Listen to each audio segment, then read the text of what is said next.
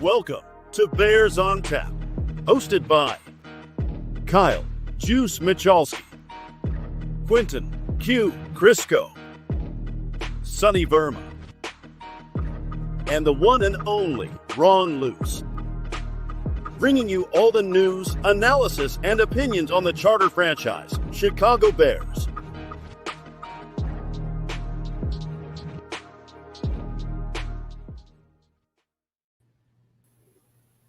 And welcome back, folks. Sorry about that. I was caught looking at my Twitter trying to get everything retweeted out. If you're a common listener, you probably used to me saying that by now.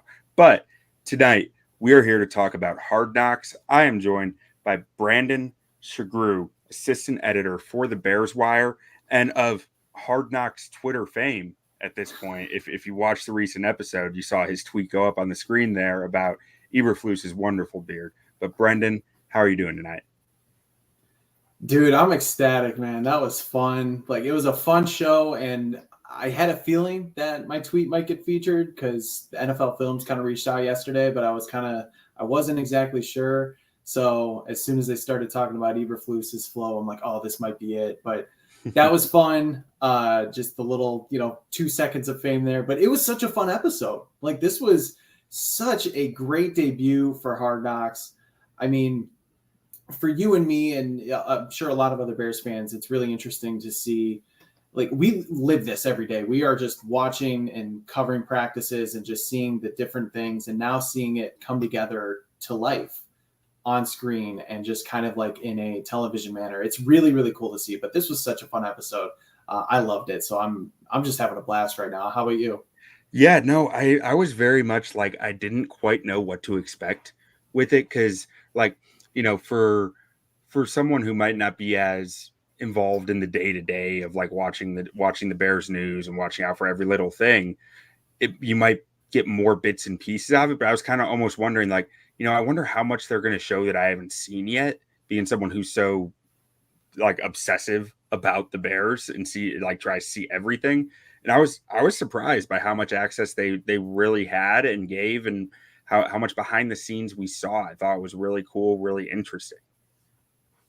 Yeah, I was kind of the same way. I'm like, okay, I remember seeing this clip. I remember hearing about this, and I'm sure we're going to go through all the different milestones that happened throughout the episode. But it's also kind of weird because, like, you saw at the beginning, people get like Jalen Johnson coming to training camp with his new car, and you're like, okay, we're starting from the beginning here. This is going to be like kind of a long journey, and then bam, it just felt like we showed up to last week, or even like earlier this week. It seems like it went by so fast, and you're trying to remember, wait, when was this practice?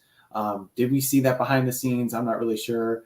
But yeah, it's kind of cool that you saw a little bit more behind like the highlights too. Like after Caleb Williams did something, you hear the coaches talking to him saying, all right, you drop back off your back foot there. You need to do a little bit more of this. And then seeing the conversations with the coaches. That's the insight I was hoping to see, and just how their relationship was starting to build. So yeah. What did you think about Eberflus giving some technique pointers to the quarterback? It's funny because we all see, and Eberflus is a defensive coach, so I think everybody sort of is like, well, is he really qualified to be a quarterback's coach and everything? But I kind of liked it, and I also appreciated it more after seeing the Nick Saban clip. That I could have listened to those two talk for however long they talked for. It was so compelling, and just hearing Nick Saban say, "I always stand behind the quarterback. I want to see what he sees because it helps me relate to him better." I think while Eberflus may not be like the most qualified quarterback tactician to say something, I do appreciate that he's willing to jump in and say, here's what I'm seeing from my vantage point. And I'm sure somebody like Caleb Williams, who's still learning the NFL ins and outs, is taking all of that feedback from different people and weighing it against one another. I'm sure he's hearing what his quarterbacks coaches, Kerry Joseph, offensive coordinator Shane Waldron, are saying. And then he's also, taking into account what Eberflus says. So I don't mind it. And honestly, it was kind of refreshing because you do want your head coach to be involved with the quarterback, even if he's not a quarterback coach per se.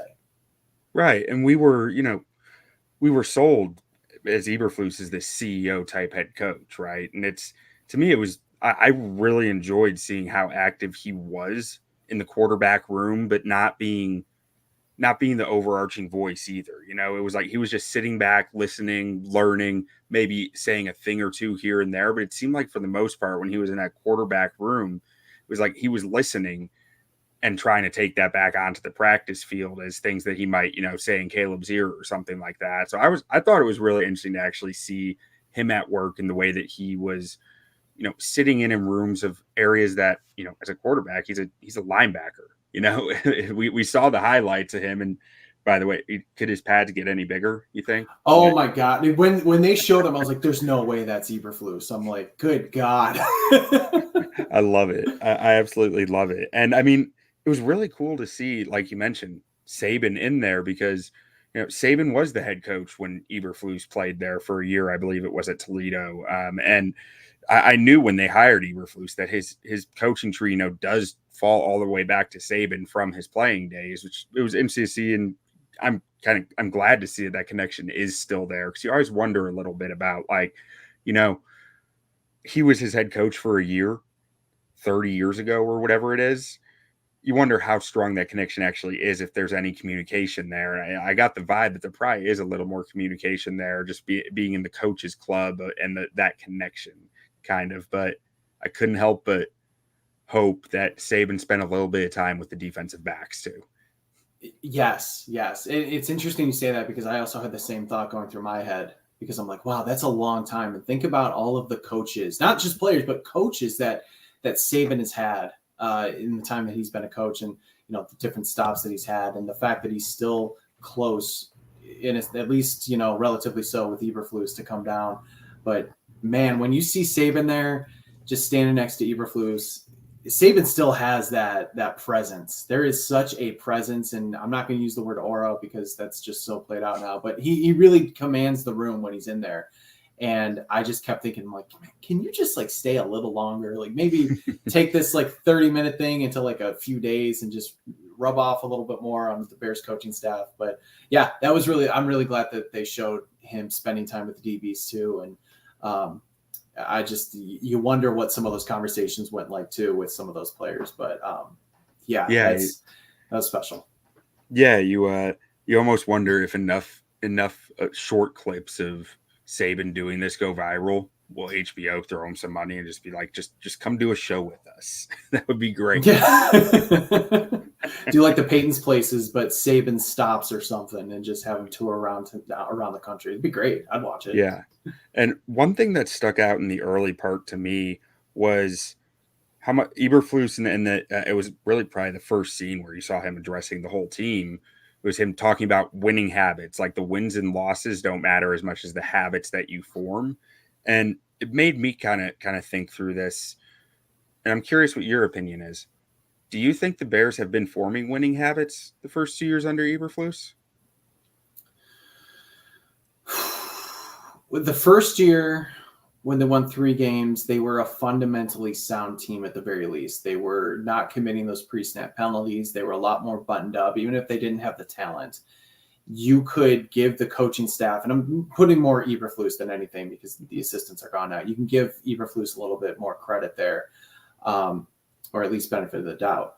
Last year, it felt like at times they were succeeding in spite of Eberflus. And so while the winning habits might have come on within the records and within the players because they have more talent, I mean, how many times we can go over how many blown leads there were, and how many times that the game plan suddenly shifted and the defense was able to take advantage of the offense. The Bears defense, meanwhile, was just turtling and playing way too prevent to allow teams to come back in. Those aren't winning habits.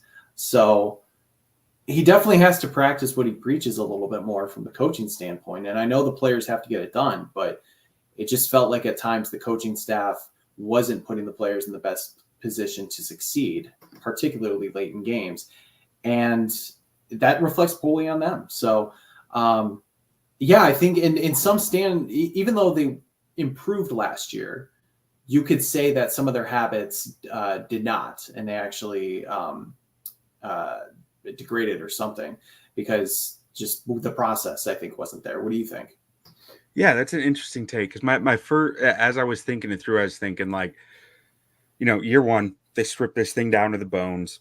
The talent wasn't there, but they were very competitive throughout the year. Like you said, they were very disciplined.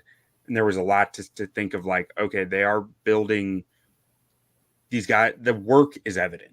It was like the wins weren't there, but the work was evident. And then in year two, I can't help but wonder how much of the game situation stuff and the like the game planning and the blown leads might have somewhat come down to the idea of the offense is kind of anemic, and trying to work around that. But also, I think you bring up a great point because I hadn't thought of it that way, and that's part of the great part of getting someone else's perspective, right? Because I do think there's some validity to what you were saying of, yeah, I mean, the offense might have been anemic, but that isn't a reason to lay down in some ways. And not to say they necessarily laid down, but there were times where I felt like the prevent was too early, or they weren't trying enough on defensively, or they weren't going for it on offense in areas where they should. So I think you kind of hit the nail on the head there in year two. But I do think from a individual player standpoint, I did think the work showed through, and I think the guys that they've paid this offseason, I think that only continues to grow it. I feel like when you're putting in the work and you're seeing guys who put in the work get paid, I'd like to think that continues to grow over time and like continues to sustain. And it's something I'm hoping for this year, that work has stayed there. And I think that's truly a outstanding way to transition this to DJ Moore getting his $100 million, walking back out in the field and saying, I'm gonna be the same guy. I'm just here to work. I'm here to get after it. How did you feel about that scene where DJ Moore signs the contract and then just goes back out on the field? It's just so DJ Moore. I mean, like it really is. He's so soft-spoken. He's no nonsense. I mean, his personality definitely shows in his press conferences, but he really is all business. And it's amazing. He comes up and just, he's obviously happy, but he's like, okay, one less worry that I have to worry about. Like that was his deal. He just wanted to make sure he was secure.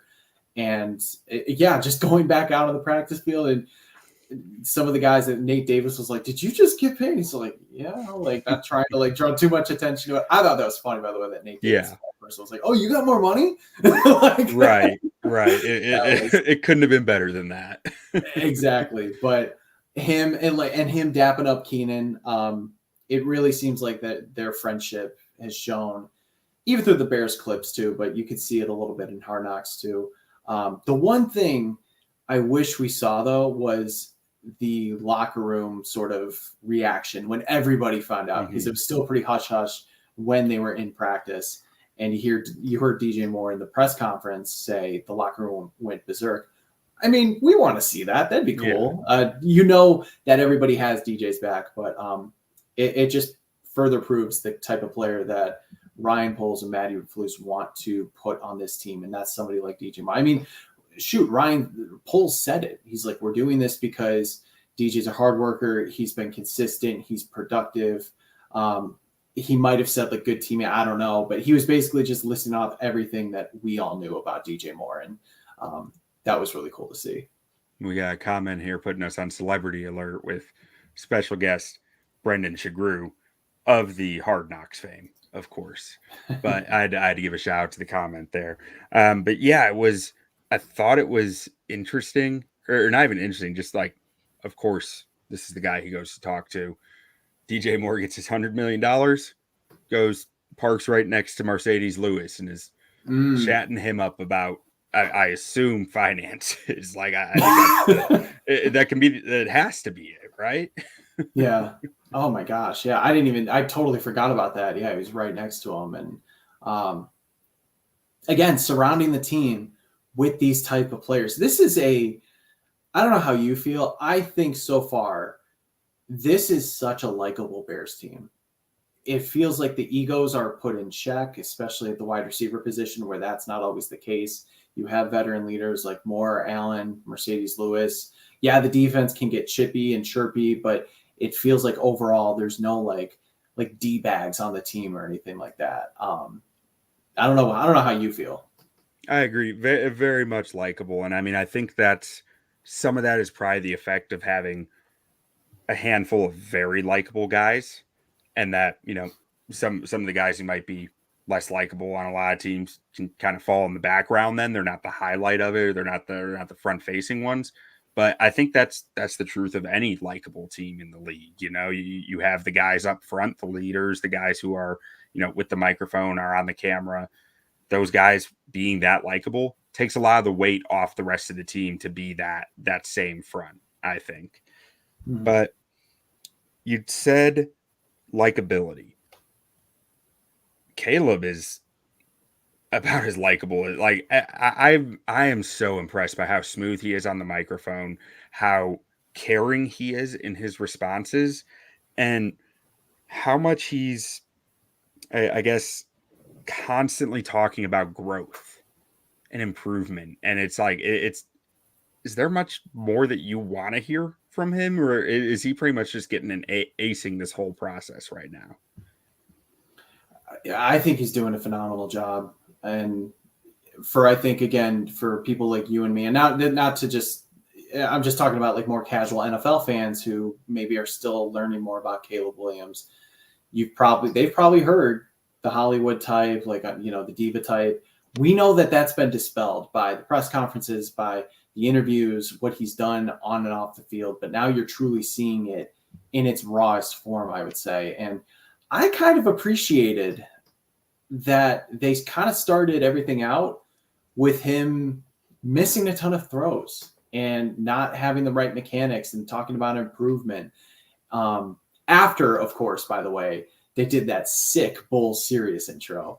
That was pretty cool. I loved how that got started. But I really appreciated that, because you could kind of see like the human side, like, okay, I got to get better.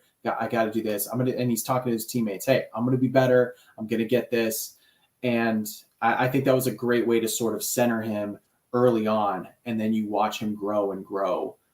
We know or at least we've heard that that's been the case the last week or so, but it's kind of cool to see that in Hard Knocks. But I took a bunch of different notes, him talking to the different quarterbacks at the Hall of Fame game, really just being involved in all the conversations. We know sometimes that wasn't always the case with past quarterbacks. Mm-hmm. And he just seems very involved with his teammates and very willing to jump in and just not only be a leader, but also be one of the guys, to not be afraid to just jump in with who it is. And that's, with so many different players, that's not always the case. In the words of Nick Saban, to be more than a transactional leader, right? I thought that was one of my favorite quotes from the whole thing, when Nick Saban was talking about the quarterback can't be a transactional leader. They need to be a transformational leader. And I feel like that's something that we are seeing from Caleb. And obviously it can all be a show, but I don't think it is, personally. I think everything I've read about this kid, everything I've seen on the field from him, seems to be very genuine and very exciting. And the dude can't sing. You talk about humbling, man. He got stuff thrown at him. Like, they were just booing and throwing, and I felt bad for him in that moment. Like, obviously it's all in fun, but still, like, that is tough to watch. Well, I love that. I mean, I guarantee you there have been number one picks in the past who have said, no, I'm not doing that. I make more money than them. I'm not doing that. Like, I've got more important things to worry about. I love to see a quarterback who, one, is coming in as a rookie, supposed to be, the face of the franchise, supposed to be the savior, whatever, has all this pressure on him, and he is not at all nervous about going up there and getting embarrassed. It's hard to do.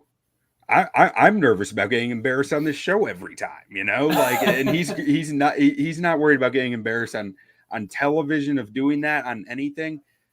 To me, that's something that, I mean, maybe I'm blowing this out of proportion, but that's something that shows through. He's not afraid to get embarrassed on the field either. He doesn't have that thought, that thought of, I can't try this throw because I might be on the not top 10 or whatever it is. He's just going to go out there and play football.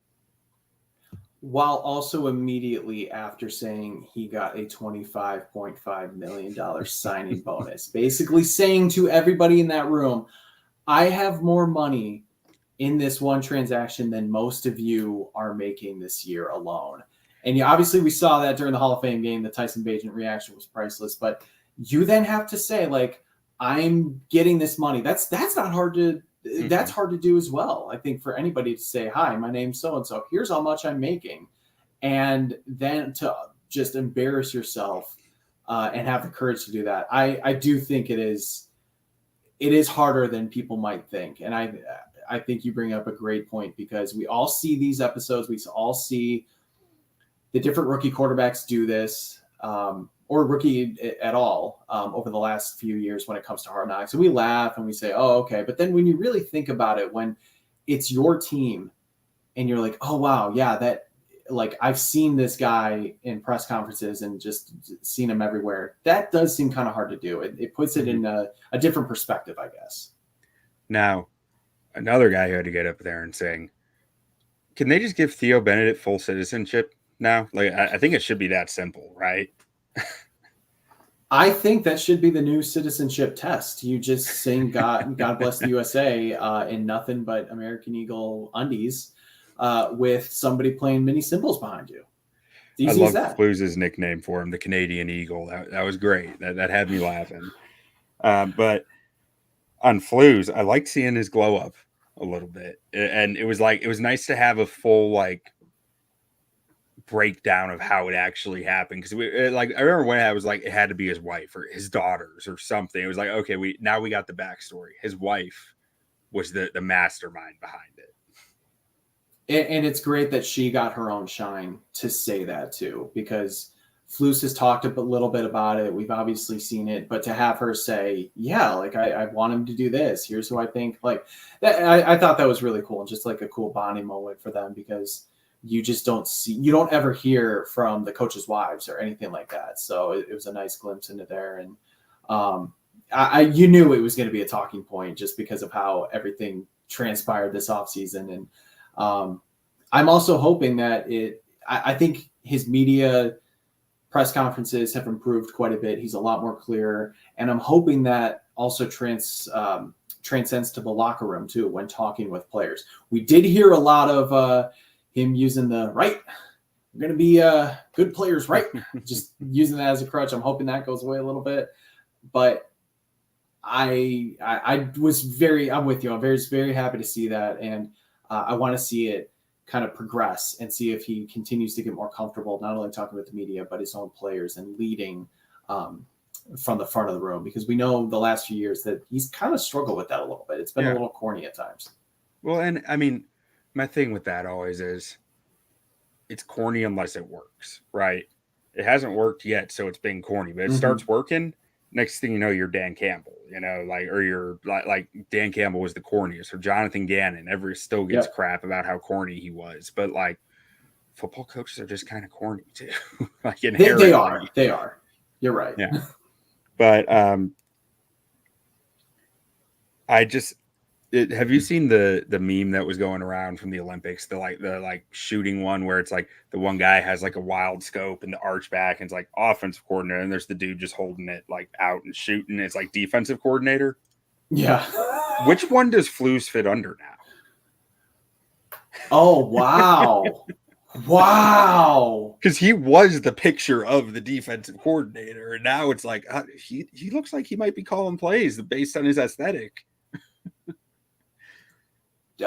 Wow, you just put my brain in a pretzel. I don't know, because I do still see him as the Turkish guy, because he's still wearing the t-shirts during game days. He's still just got his regular look, but then he's entering the Hall of Fame game with like a 3-piece suit, looking like he's gonna be in Casino Royale or something. So I don't know. Is Matt Eberflus having an identity crisis? Discuss. It might be coming if it hasn't hit yet, but want something to watch out for at least. But moving on to, I guess, Oh man, there's one other thought I had with that, but I lost it. So I'll just move on. Looking at Keenan Allen, and I was kind of thinking we'd probably hear a little more from him, but I'll get more to that later. But the little bit that we did see of him, I just get, and I thought this before, but it's just like verifying my prior at this point of like, I just think his point of view is so valuable for this football team from the perspective of the wide receiver room and how like DJ Moore might be able to get even better talking with Keenan Allen consistently, learning from him. And for really the thing that stood out to me was Caleb. When Keenan is telling Caleb his point of view and his creativity of like, well, yeah, but I can just do this. And like not everyone is wired that way. Not everyone sees the game that way of like just the creativity behind it to not be segmented into, okay, this is what I'm supposed to do, so this is what I'm doing. But to be able to freelance a little bit for the sake of good within the scheme is something that I think he brings to this offense, and the perspective for a young football player like Caleb is just invaluable. I was thinking about this the other day too, so I'm glad you brought it up. Like, DJ Moore obviously is one of the better, I'd say still best wide receivers in the league with what he can do, but he is not the most technically sound player. He beats you with speed. He beats you with strength. He's got great hands, but learning from a tactician and a crafty veteran wide receiver like Keenan Allen to be able to utilize different moves, whether it's fakes or footwork techniques, that is going to extend DJ Moore's career and make him a much better wide receiver, not only now, but into the future when maybe he can't rely solely on just that physicality that he has. So it is really cool to hear him explain it. And also sometimes wide receivers, or anyone in general, I should say, they may be able to do something and they're not communicating with the other person on what they're doing. And it just creates friction, whether it's intended or unintended. And so the fact that Keenan's like, hey, like I can do this, watch me here. And he's doing that reportedly, like after like every practice too. He is always talking to Caleb from what we're hearing from people who are at camp every day. You're right. It's one of those moments you just sit back. You're like, so glad Keenan Allen's on this team. It really just puts a smile on your face. Yeah. And then moving on in the episode, I mean, would there be a more Chicago Bears type thing to happen than your savior quarterback getting hurt on a slip and slide? And, I mean, I'm knocking on wood as I'm saying it. So I saw a couple tweets. Did somebody say he actually got hurt? No, I mean, if it did, I didn't see it. I was just thinking it like during it. I was like, I mean, you got to practice sliding. Like you just do. So like I get it, but I was like, the newspaper headline is going to be ugly. That would be on the level of Sammy Sosa blowing out his back after sneezing, Carlos Boozer slipping on something at his house. Yeah, that would be Carlos up there. Zambrano Red Bulls, like. Oh yeah, that's right. Good God. Yeah, but anyways, I mean, I don't think that's anything actually we're talking about. Quarterback's got to practice sliding. Like, it's just a more fun way to do it, I guess. But moving on to what we saw during the game. I mean, and so I was actually on a plane to Chicago while the game was on, so I didn't watch it. I caught bits and pieces afterwards, but I wasn't going to sit there and parse over it too closely. But watching the start of that game when they did the kickoff and seeing how the intensity from Colin Johnson on the special teams kick coverage unit, dude wants it. That dude knows that he can build a spot on this team and is going for it. And I love to see that. He literally from start to finish, this was truly the Colin Johnson game. And I remember when he stuck around the team, because he did have a cup of coffee with the Bears last year. He caught like one pass. He played in 2 games. His size sticks out to you. And you think, well, there could be an opening with somebody like Equanimeous St. Brown not being around if he can be a big physical receiver, play special teams.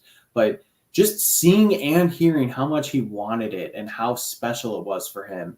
I wish they showed the press conference clip after the game. And he was really emotional talking about how much this meant to him because of how much he had to come back and talking about his faith. But it was really cool to see him and Stephen Carlson kind of go like, yeah, it was the Colin Johnson game. And he just had the biggest smile on his face. Yeah. Like obviously, I think we could all see it coming that he was going to be the darling of this episode for what he did in the Hall of Fame game. But I thought it was really cool that Caleb was like, I wouldn't mind to seeing him stick around. DJ's like, well, how many wide receivers are we going to get? So kind of sounds like Caleb would be pushing for him too a little bit. Even though it was just one small comment, I thought that was notable that they picked that up. I'd pump the brakes a little, my friend, because if you remember early in the episode, Caleb said, horns down always. He did. I'm just kidding. I just as that's how much he means to him. Hey, that's how good he is, though, because yeah, he did that. And he's like, hey, that guy's a big player. Yeah, as a Texas Tech alumni, I can never turn down the opportunity to point out horns down. So I had to. But one thing that stood out to me during the game with Caleb was him hanging around DeMarcus Walker. Probably not the easiest guy for a rookie quarterback to hang around, a guy who's always talking crap, a guy who's like very loud, very in your face personality. I mean, I'm sure he's a good guy. You know, I'm not trying to say that, but like probably hasn't been best friends with most quarterbacks in the teams he's played for is the way that I would think. That's a really good observation. I did not pick that up. So I'm glad you mentioned it. It's also interesting that DeMarcus Walker he was a very big Justin Fields fan. He said that was a part of the reason he came to the Bears and he fought for him. Obviously, when new quarterbacks come in, the players are still going to have their new quarterbacks back no matter what. But yeah, you don't really see quarterbacks on the sideline, even in preseason games, kind of chatting it up with defensive players, or at least maybe if we do, I haven't really noticed it. And you're right, DeMarcus Walker is one of the biggest trash talkers. He's always running his mouth. He's always trying to rile people up, both on and off the field. So, yeah, that's a really I like it. I definitely don't hate it. Like, surround yourself with everybody, different personalities, and ingratiate yourself with the team as much as possible. I'll take that a step further and talk about another teammate who had a great comment. When Caleb was talking with DeAndre Swift on the sideline, and Swift just told him, like, hey man, this is your team. You got the keys, just drive. And like Swift kind of made it sound like the way he was talking, he's like, hey, like, just do it. Maybe there was like a little trepidation there from Caleb, but I really appreciated that the running back was like, we're behind you and you're going to lead us there.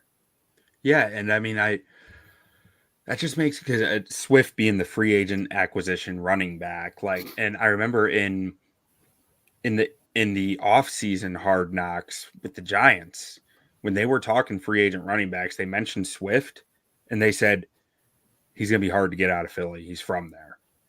And I thought that was interesting at the time, and now I even think it's a little more interesting seeing that of like, one, I mean, I don't know what Philly was offering him, you know, if they had their sights set on Saquon or what, but there had to be some aspect there with him saying that to him. It just makes me think of, man, I want to go play with that guy. Like, I've seen how good he is. I want to be playing with that guy. I would hope that there's something there with that. A guy who's a vet, a guy who's been in the league, 4 or 5 years now, walking up to the rookie on his new team and saying the keys are yours. Like, that means something to me. He's also played with some really good quarterbacks. I mean, he came in with Matthew Stafford, played with Jared Goff. And I know Jared Goff, when he was in Detroit, it wasn't like he was still Jared Goff, but you know, he's still a good quarterback. And then going to play with Jalen Hurts, who I'd say has definitely taken over the Eagles team. So he has it's not like he's been playing with Desmond Ridder or Taylor Heineke or something like that. Right. DeAndre Swift has played with not only good quarterbacks, but I'd say good quarterback leaders throughout his career. So for him to say that to Caleb, and you're right to understand, I want to go to a place where we're going to get a guy like that. I'm sure that played into it. And yeah, it was a really cool comment to see.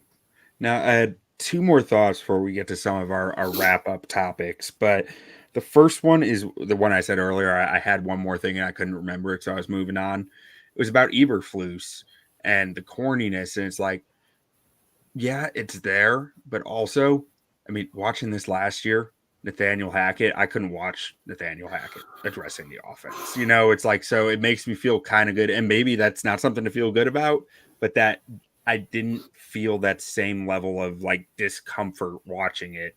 Near the same level of discomfort watching a coach address his team or his side of the football or anything like that. I felt like he was garnering respect from the players, and he deserved respect from the players. Right. And to build off that, you're right about Eberflus. We saw a little bit of Shane Waldron too. And Shane and Caleb, you've heard Caleb talk about the relationship that they've built. One of the knocks about Shane Waldron, and I can't remember who said this, it was somebody in Seattle, but they said Shane Waldron's not like a lead from the front type of guy. He leads from the back. He's kind of more soft-spoken. He might not be a guy that could, I guess, like be that big presence as a coach. Mm-hmm. But I thought he came off really, really well, talking and explaining things to Caleb and going, whether it was in the film room, whether it was on the field. You didn't get that from Hackett last year. In fact, I mean, how many times did we see Aaron Rodgers just kind of blow him off? Like, I'm going to do my own thing. Yeah. And then the second thought, my final thought was in one of the later scenes where Jonathan Owens was watching Simone Biles on the TV, the painting behind him, there was like a painting up on the wall, and it was the shot. It was Jordan against the Cavs. And it made me wonder, like, where's Jonathan Owens from? Is he a Bulls fan? And he's from St. Louis. So, I mean, that would make sense. St. Louis doesn't have a basketball team. Closest one, Chicago. So he probably grew up a Bulls fan is what I'm kind of concocting there. As I just thought that was interesting. Otherwise, it just, the shot, we all know it in Chicago, right? It was just cool to see that on one of the players, like in their living room behind the TV. Exactly. And another good observation by you. I did not see that. I was looking more at the little thing he had on his table that, was from The Office or something. Yeah. I was eagle-eyeing it, man. I was like, I got to find all the little things like it's a puzzle. Good for you. It's not, but it probably just means I'm reading way too into everything. But did you have any other thoughts that you wanted to get out there before we get to this wrap up? Yeah, so I'm just gonna go through my quick hitters. I thought there were some great quotes from Leif Schreiber, like anyone can take the L, but people want W's early on when they were talking about the city of Chicago. I was like, that's corny, but I kind of love it. I love that we already got a spiral, just one of those slow-mo spiral shots, the classic Hard Knocks. Really needed that. Yeah. That really cements that the show's there. So you talked about Saban. We talked about God Bless the USA from Theo, DJ Moore extension. Another quote from Leif Schreiber that I just thought was amazing. It's not cool. It's pro football when Theo Benedict got hurt. Just so, hearing Leif Schreiber do anything is such a joy to hear. But some of his quotes I thought were amazing. I'd say those were, we really hit on the big nuggets from this episode for me, at least. All right. So in the wrap up here, first question, what was the biggest surprise to you throughout the whole episode? The biggest surprise to me, I would say, just give me a second to think. This is good. This is a good question. You know what? I'm going to say the. No, go ahead. I want you. I was going to say I can start off if you want me to. Yeah. You're thinking it through. To me, it's something that we touched on a little already. How active Eberflus was in the quarterback room, like being there in the quarterback room for certain shots and being, the one-on-one meeting with Caleb that we saw and being in Caleb's ear during practice. And it's clear to me that Eberflus knows, hey, I'm with this quarterback. This is my ass. Like if we make this work, my job is good and we're going to win. And so first and foremost, everything is about Caleb Williams. And I guess that shouldn't be a surprise, but it's just with a defensive head coach, you never know, and it's just, especially as a Bears fan, you never, like, we barely saw Nagy with the quarterback he drafted. We barely saw Dowell Logans with the quarterback he drafted, or John Fox. And John Fox didn't even want the quarterback he drafted. So it's it's just almost refreshing to see that. So maybe not surprised, but most refreshing thing is just to see Matt Eberflus all in on this quarterback and doing whatever it takes for the best case scenario for the quarterback, which is ultimately the best case scenario for the Bears. It's a good one. And the one-on-one, like really the one-on-one that he had where he's like, hey, you started out rough or whatever, but we're seeing the progress, and he's talking to him and really reassuring him as the head coach. But challenging him too. Like we yes, saw him exactly. challenging him at the same time, which is ideal. Yes. So it's that nice mix of, I like where you're going. We need to get, we're still working to where we want to get to be, but you just didn't really, I think you nailed it, hit the nail on the head. Like there's so many times where you didn't see that from coaches with quarterbacks. It was all negativity and it was all just dressing down, unfortunately. You know what? I think the biggest surprise, just because it made me so happy, was the Nick Saban stuff, because I'm sure people saw the initial clip that went on social media earlier in the day talking about Peyton Manning and quarterback development, but then it went so much further and so much deeper than I thought. And I just, like I said, I could sit down and listen to those two talk football's philosophy as long as they can go, because I was just hooked with every single word that Saban was saying. Yeah, it's hard not to be when you have that much football knowledge in a room, Now, next question. What was your favorite moment of the episode?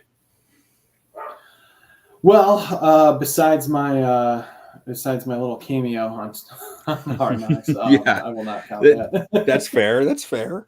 No, I will not count that. I'm not going to be that. I loved the serious intro. That was so just classic Chicago. It was corny in a sense, but I'm like, this is kind of baller. Caleb had the smile. He had the swag. You had the serious, going with the Bulls announcer. And I thought it was kind of interesting that they went right into some of the miscues that he had, but just the intro itself, that was pretty baller. I was not expecting that. Yeah, no, I mean, that was my answer. The second the Bulls music started playing, and it's just like, oh, okay. Oh, we're doing this. We're Right. calling him MJ right now. Like, man. And then it's like missed throws, Nick Saban talking about tempering expectations. Like, it was just hilarious. It was. But I mean, I've been vocal about this. I am setting a high bar for Caleb because I think he's the type of player who deserves that. And I think the cast is there for him to get that high bar. It doesn't mean that anything below that bar is a disappointment, but it means that for him to exceed my expectations, he has to do a lot.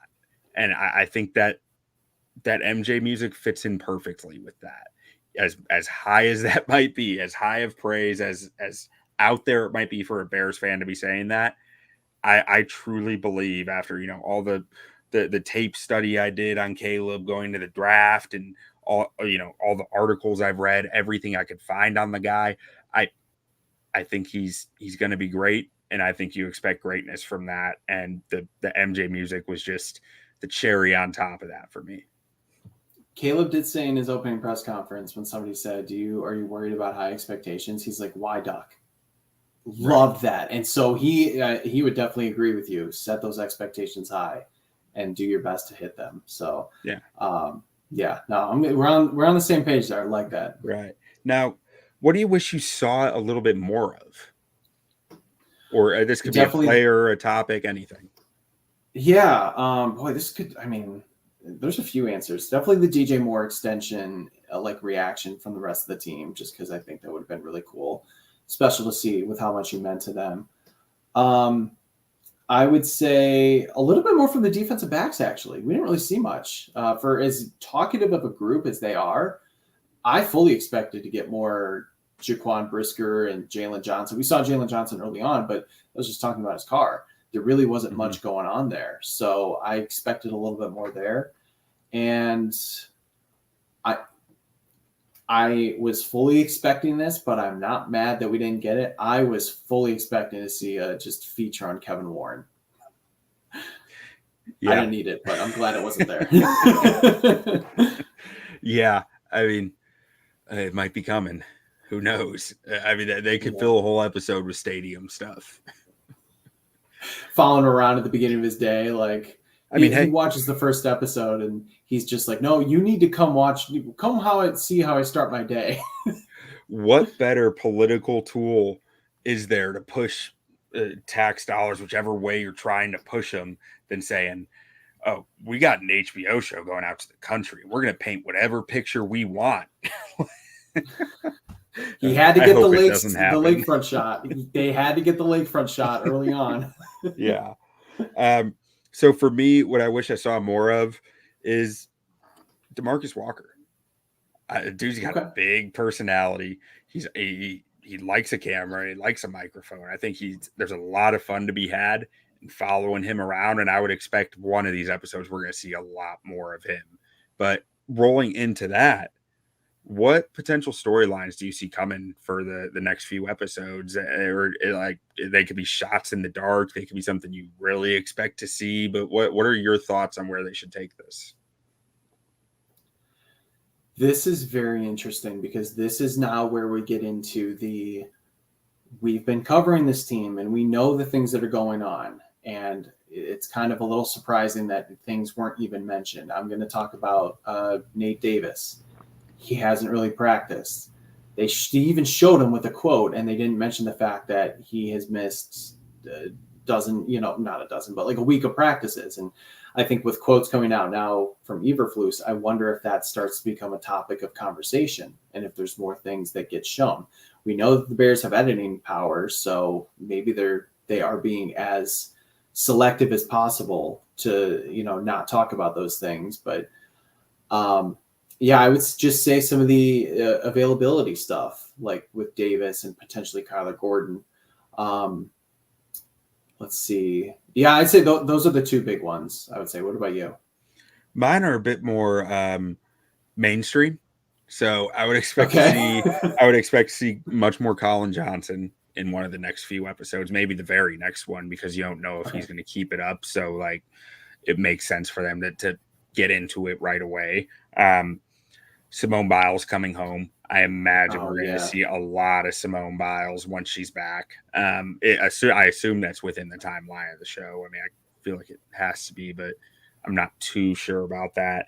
And the one that really stands out to me, I think there should be, and maybe a dang near a full episode on Keenan Allen. Yes. About the trade, about his move across the country, his career to this point, all being with one team, and now he's here with a rookie quarterback after playing with. Did he play with Drew Brees at all, or was it all Philip Rivers? It was all Philip. It was all Rivers. Right? Yeah. Brees was out there in like 2004. Of course, it was all Rivers. No one's in the league that long. But yeah, so playing with Philip Rivers, then Justin Herbert, now getting with Caleb Williams. Like I think there's a lot of storylines there, and I think we haven't seen a lot of him, but I don't think he's shy about being around the camera necessarily at all. So like I think that there's going to be at some point we're going to see a lot of Keenan Allen. But go ahead. I was just going to say I really appreciate you looking at it from a macro standpoint because you are right. This is something where, as like a casual viewer and viewing other teams, that's the stuff I would be looking for if I was a fan of somebody else. And so you have to think like that because I'm just thinking like very granular stuff. You're totally right though, and I think the Keenan Allen stuff has to be coming. He's done Hard Knocks before. It's such a cool situation, especially with Roman Dunze and DJ Moore. It has to be part of their upcoming episodes. I'm totally with you on that. And one more, selfishly, I hope we just get an O-line episode, but I don't think it'll happen. I just want to see it. But same. Brendan, any final thoughts on the episode here or anything Bears related at all? I'm just very interested to see what the national reaction is going to be. Like just what other fan bases are going to see, what other media outlets outside of Chicago are going to see and react to. This was just a ton of fun. It's great talking with you too. I know we've only done this like once before, so it's really cool to be able to, talk a little shop with you, but I'm just so fired up. Like this is such a treat to watch and to follow along as training camp goes along, and you start taking mental notes about, oh, that happened. I wonder if that's going to be on Hard Knocks. And I'll give you one example real quick. The practice I was at, it was closed in the Walter Payton Center. There was a conversation with Cairo Santos and Torrey Taylor going on, and you could see the camera, like the mic was on them, and they were talking for quite a while. And I swore, I was like, I wonder if we're going to see that in the first episode. And you just kind of just thinking about like the different moments that happen throughout training camp. You're like, is that going to be on Hard Knocks? Is that going to be on Hard Knocks? So it's such a cool thing. I'm so glad the Bears are on it, and it makes Tuesday nights now really, really fun. Right. Tuesday Night Football every week, the next few weeks. Brendan, where can people find your work? And is there anything you want to specifically point to out there to send people to go read? Sure. So you can follow me on Twitter, of course, at Brendan Sugrue. That's Sugrue. Make sure you check out my work at bearswire.com. I will be having a recap article for the Hard Knocks episode. So we're going to take turns with our staff to, recap the different episodes. So I'm taking the first one. And then, we're going to continue to have standouts and takeaways and things that happen at Bears practice. And I'm sure it'll be ramping up as we get ready for preseason game number 2. So it's exciting. But yeah, Quentin, thank you so much for having me on, man. It's great to talk with you, and keep doing your thing. I seriously love your work. I don't tell you this enough, but your stuff is it's so thorough, it's so analytical, and you have great takes and perspective on things. So keep doing your thing, man. It's great. Thank you. I appreciate that. It's good as long as I only have a few errors in there. It can be hard to keep straight sometimes, but thank you so much for joining us. Anyway, listeners, viewers, thank you for watching. Be sure to throw us a like if you enjoyed what you saw, or go rate the podcast wherever you listen to podcasts. That helps us more than you may realize with the algorithm and getting the podcast out to more people. But make sure to go to ontapsportsnet.com for all your Chicago sports needs. We've got all the teams covered, and we'll get out of here with a bear down.